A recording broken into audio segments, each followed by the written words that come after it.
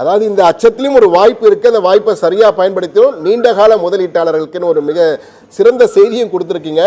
மற்றும் ஒரு கேள்வி, அதாவது டாலருக்கு நிகரான இந்திய ரூபாயின் மதிப்பு உயரும் உயரும் நாமளும் நினச்சிட்டே இருக்கோம், ஆனால் வீழ்ச்சி அடைந்து கொண்டே போகிறது. அதாவது 40 ரூபாயிலிருந்து பார்த்து கொண்டிருக்கேன், தற்போது 86 87 ரூபாய்க்கு வந்துட்டு 88 தொட்டு விட்டு குறைந்திருக்கிறது. இது ஏன் சார் இப்படி இருக்கு? ஏன்னா இந்தியா வளர்ச்சி அடையுது, நம்ம பொருளாதார மொழிதற்கு நல்ல சட்டைகள் போடுறோம், நல்ல வசதியாக இருக்கும் எல்லாரும் அப்படின்ற மாதிரி பார்வை இருக்கு, ஆனால் ரூபாயின் மதிப்பு மட்டும் வீழ்ச்சி அடைந்து கொண்டே இருக்கு. இதற்கு காரணம் என்ன சார்? பொதுவாகவே ஒரு நாணயத்தினுடைய மதிப்பு மாற்றம் என்பது, இப்ப டாலருக்கு எதிராக ரூபாயின் மதிப்பு மாற்றம் அப்படின்றது, இப்ப நீங்க சொன்னீங்க 40 ரூபாயில அப்படின்னு, ரொம்ப சிறப்பு இருக்கு. கரெக்ட். நானும் இதை ரொம்ப வருஷமா இன்னும் நான் அந்த பெக்குடு கரன்சில இருந்து பார்த்துட்டு இருக்கிறேன்னா 13 ரூபாயில எல்லாம் பார்த்த காலம் இருந்தது. 35 ரூபாயில ரொம்ப நாளா நின்றுச்சு. அப்புறம் நகர ஆரம்பிச்சது 40, அப்புறம் கொஞ்சம் கொஞ்சமா 65 போச்சு. 65 ரொம்ப நாளா இருந்தது. அதன் பிறகு 65 இருந்து 74 75 நின்றுச்சு கொஞ்ச நாள். அப்புறம் 82 நின்றுச்சு. அப்புறம் இப்போ சக்கரம் உருள ஆரம்பிச்சாச்சு. மடன்னு 87 87.5 88 கிட்ட வந்தாச்சு. பொதுவாகவே பொருளாதாரம், கண்டிப்பா பொருளாதாரம்ன்றது முக்கியமான ஒரு சூழல் இருக்குது, உண்மைதான். ஆனால் டாலருடைய டிமாண்ட் அண்ட் சப்ளை தான் மெயினா நம்ம பார்க்க வேண்டியிருக்கு. இப்போ டாலருடைய டிமாண்ட் இந்தியாவை பொறுத்த வரைக்கும் என்ன ஆகுது அப்படின்னு சொல்லும்போது, இப்போதைக்கு இருக்கக்கூடிய சூழல்ல அப்படின்னு பாத்தீங்கன்னா, குறிப்பா சமீப காலங்களில் நீங்க ஏற்கனவே சொன்னீங்க இல்லையா, எஃப்ஐஐஸ் ஃபாரின் இன்ஸ்டிடியூஷன் இன்வெஸ்டர்ஸ் விற்கிறாங்கன்னா என்ன அர்த்தம்? வித்து டாலரா வெளியில எடுத்துட்டு போறாங்க. அப்போ அவங்களுடைய டாலருடைய தேவை கூடிக்கொண்டிருக்குது. குறுகிய கால அடிப்படையில பார்க்கும்போது இப்ப 2 லட்சம் கோடிக்கு அவங்க வித்தாங்க பங்குகளை அப்படின்னு பார்க்கும்போது, அந்த 2 லட்சம் கோடி டாலரா கன்வெர்ட் பண்ணி அவங்க எடுத்துட்டு போயிடுறாங்க, அவங்க நாட்டுக்கு எடுத்துட்டு போயிடுறாங்க. அப்போ டாலருடைய தேவை என்பது குறுகிய காலத்தின் அடிப்படையில் அதிகமானது என்பது ஒரு முக்கியமான ஒரு காரணமா நம்ம பார்க்கணும்.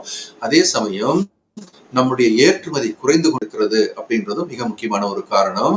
கூடவே இன்னொரு காரணம் சொல்லணும், நம்முடைய இறக்குமதி கணிசமான அளவு கூடிக்கொண்டிருக்கிறது. அப்ப நம்ம ஏற்றுமதிக்கும் இறக்குமதிக்கும் உள்ள அந்த இடைவெளி அப்படின்னு சொல்லுவோம், ட்ரேட் டெபிசிட் அப்படின்னு நம்ம சொல்லுவோம். சோ அது என்ன ஆயிடுச்சு, இப்ப கணிசமா கூட ஆரம்பிச்சாச்சு. சாதாரணமா ஒரு மாதத்துல அப்படின்னு பார்க்கும்போது அதோட வித்தியாசம் அப்படின்றது $10 பில்லியன், $11 பில்லியன் அது இன்னும் கூட ஆரம்பிச்சு $15 பில்லியன், $17 பில்லியன் அப்படின்னு சொல்லிட்டு. அப்ப அந்த இடைவெளி என்ன பண்ணணும், நிரப்பணும்னா நிறைய டாலர் வாங்கி ஆகணும் ஆர்பிஐ. அப்ப ஆர்பிஐ நிறைய டாலர் வாங்க வேண்டிய கட்டாயத்துல இருக்கிறாங்க. அதே சமயம் எஃப்ஐஎஸும் அதிக டாலரை வாங்குறாங்க, ஏன்னா அவங்க கன்வெர்ட் பண்றாங்க, ரூபாயை வித்துட்டு டாலரா கன்வெர்ட் பண்ணும்போது அவங்களும் நிறைய டாலர் வாங்குறாங்க. இப்போ டாலருடைய தேவை என்பது மிக குறுகிய காலத்தில் அதிகமாக மாறிக்கொண்டிருப்பது என்பது மிக முக்கியமான காரணம்.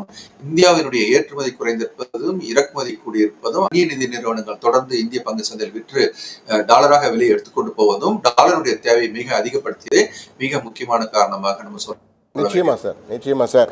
என்னுடைய கடை கேள்வியாக இந்த கேள்வியை கேட்கிறேன் சார். அதாவது சுருக்கமாக தற்போது நிகழ்ச்சியை நேரலில் பார்த்து கொண்டிருக்கும் நேயர்களுக்காக எல்லோருக்கும் ஒரு அச்சம் தரக்கூடிய ஒரு புள்ளி விவரம் தான் 6 மாதத்தில் 60 லட்சம் கோடி ரூபாய் இழப்பு என்பது. முதலீட்டாளருக்கு 60 லட்சம் கோடி இழப்பு என்பது மிகப்பெரிய அச்சம் தரக்கூடிய செய்தி.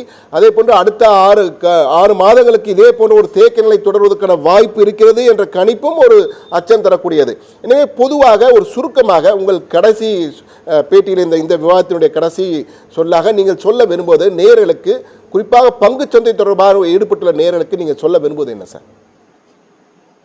முதல் விஷயம் நான் சொல்ல விரும்புறது, நீண்டகால முதலீட்டாளர்கள் பயப்பட வேணாம்.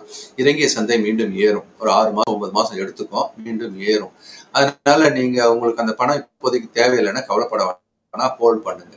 2வது, என்னால இன்னும் கொஞ்சம் முதலீடு செய்ய முடியும் அப்படின்னு நினைச்சீங்கன்னா அடுத்த 6 மாசம் இல்ல 9 மாசம்னு வச்சுக்கோங்க. ஸ்டேர்டு மேனர், கொஞ்சம் கொஞ்சமா என்ன செய்யணும், இந்த 6 இருந்து 9 மாசத்துக்கு திட்டமிட்டு நம்ம என்ன செய்யணும், கொஞ்சம் கொஞ்சமா முதலீடு பண்ணிக்கிட்டே இருக்கணும். அப்ப திரும்ப 9 மாதம் கழித்து ஏறும்போது அதுக்கான பலனை அனுபவிக்கலாம்.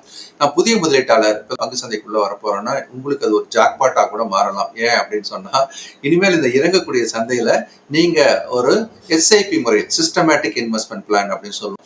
நான் மாசம் ஒரு 5000 ரூபாய் சேமிக்க முடியும் அப்படின்னு சொன்னா, ஒரு 5000 ரூபாய் பங்கு சந்தையில இது சொல்லணும் சர்ப்ளஸ் மணி சேமிச்சு அதை என்ன பண்ணலாம், மாசம் கொஞ்சம் முதலீடு பண்ண முடியும்னா முடியும். ஆக அடுத்து 9 மாதங்களுக்கு நீங்கள் படிப்படியாக உங்களுடைய முதலீட்டை செய்துவிட்டு அடுத்த 1 வருடமோ 1.5 வருடமோ கையை கட்டின்னு இருந்தீங்கன்னாவே உங்களுக்கு மிகப்பெரிய அளவில் சந்தை பலனை கொடுக்கும். இந்த இறக்கமும் கடந்து போகும். ஆனால் இது கடினமான காலம், 6 இருந்து 9 மாதம் கடினமான காலம். இந்த காலத்தில் புதிதாக முதலீடு செய்பவர்கள் மிக சிறப்பான ஒரு வாய்ப்புகளை பார்க்கலாம். பழைய முதலீடு செய்தவர்கள் பொறுமை காக்க. நன்றி நன்றி திரு அருள்ராஜன்.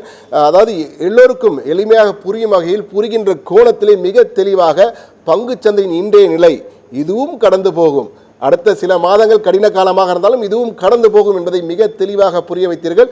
மிக்க நன்றி திரு அருள்ராஜன்.